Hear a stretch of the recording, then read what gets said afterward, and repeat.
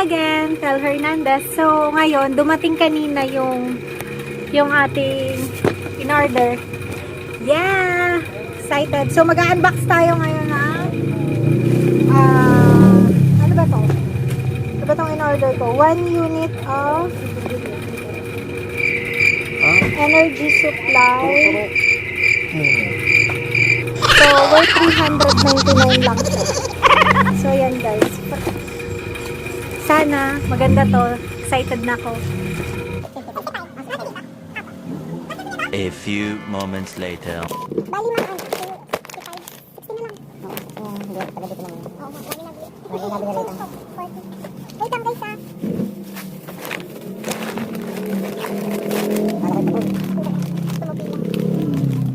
So yan guys, first investment natin. First investment sa vlogging. So, alam ko kagabi nahirapan kayong manood sa amin dahil madilim yung namin kasi pangmayaman kaya yon. Diba? So yan, let's open this. Let's open this box. Okay, properly sealed naman siya. Sana hindi nabasag. Tada!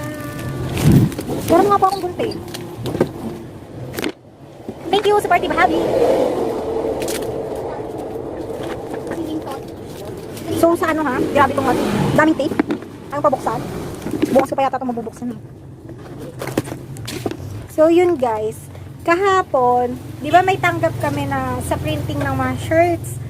So, yung konti doon, bumawas ako. Pinambili ko nito. Para naman maliwanag ako sa paningin nyo at gumanda naman ako sa paningin nyo. Kaya, nag-invest na tayo, nag-start na tayo. Maliit lang yung kinuha kong ring light kasi, starting pa lang naman tayo. So, pagka medyo carry bells na ng, budgetarian. Alam nyo naman, budgetarian tayo eh. So, grabe, dalawa yung karton nyo. Talagang secured. Tadan! Tadan! Tadan! Wait, metal na. Ah! Wow! Maliit siya. Look mo.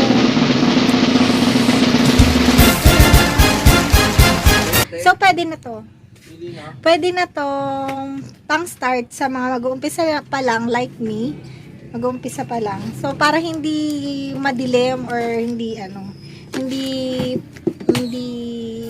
pixelated pag nag-picture tayo. Kahit medyo gabi na or pag nag-video tayo, nag-capture tayo ng vids. So, yan. Diyan na punta. It's worth 300. Where are you? Where are you? 399. Yeah, guys. 399. So, sana tumagal siya.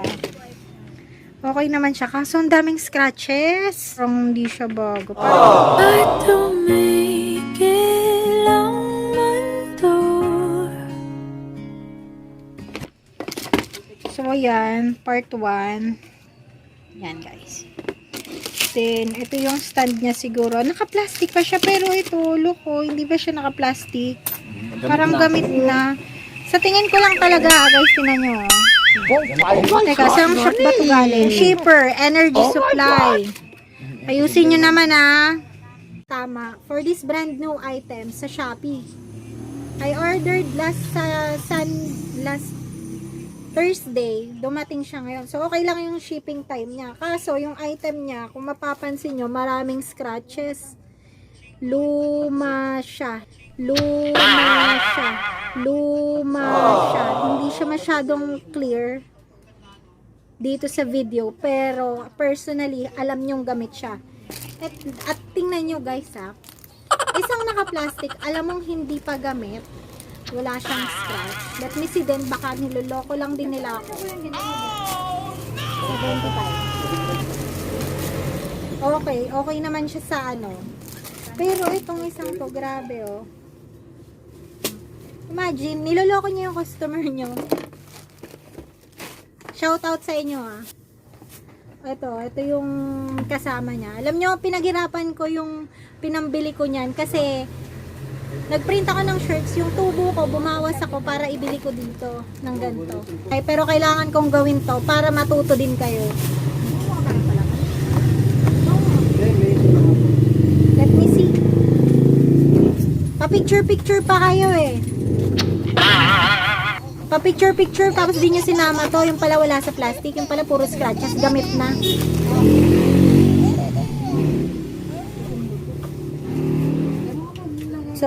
So far, ito, okay siya. Makikita nyo, yung kulay niya, okay naman. Pero dito talaga ako naghihimutok eh. Grabe kayo. So, guys, isang aral ito. Disadvantages again ng pagbili ng item online. You can't see them personally. Pagdating na lang dito, saka mo siya malalaman kung okay yung item or hindi. So, ako, excited pa naman ako dahil, first time vlogger here. Tapos, yung gagamitin ko, hindi siya brand new, pero binayaran ko siya ng buo.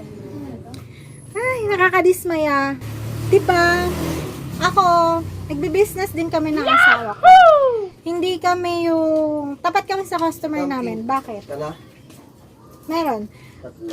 Tapat kami sa customer namin kasi hindi ako babalikan ng customer ko, walang repeat business kung lolokohin ko sila. 'Di ba? Ganun lang yun eh. So guys, sa pagbi-business, para sa akin kasi personally sa amin, honest kami kung ano man yung nagiging problema ng item namin. Minsan talaga hindi ko na ibinibigay sa kanila. Like for example, kung pangit yung item, hindi ko na binibigay. Sana naman sa ibang resellers, sa ibang sellers, sa ibang suppliers na gaya nito, sana naman huwag niyong lokohin yung customers niyo kasi nagbibigay sila ng tama, nagbabayad sila ng tama. So, suklian niyo ng tama, no? Kasi nakakadismaya. At the same time, sinong magtitiwala sa inyo kung ganyan? So, kagaya niyan sa Shopee. Magko-comment ako for sure dahil na-receive ko yung item nyo na ganito. So, sa tingin nyo, kapag nabasa ng bagong customer nyo, yung comment kong pangit, babalik at bibili ba sa inyo? Pwede na lang kung nakachamba sila ng item na pinadala nyo, pero maganda lahat yung items, okay lang. Pero paano naman yung kagaya ko na nag-expect na okay yung quality, maganda siya, brand new siya lahat, tapos ganito.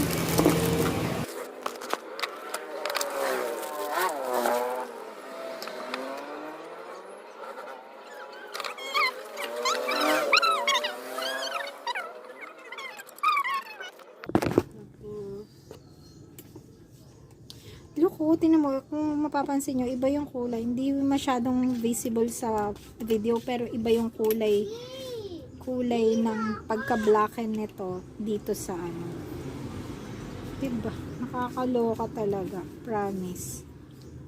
My goodness. Alam nyo, hindi ko first time umorder, pero ngayon lang ako nadismaya ng ganito.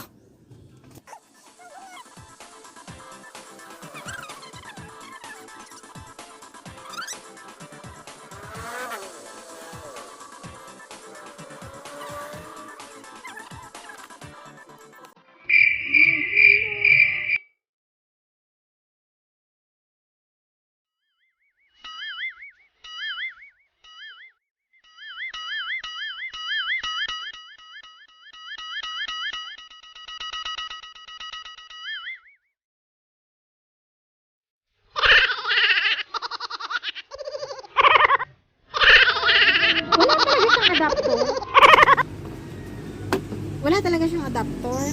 Paano ko isasaksak to? Diyos ko, my goodness. Okay sana siya. Tingnan nyo guys okay naman siya. Kaya lang, Diyos ko, nasakit ang ulo ko, promise.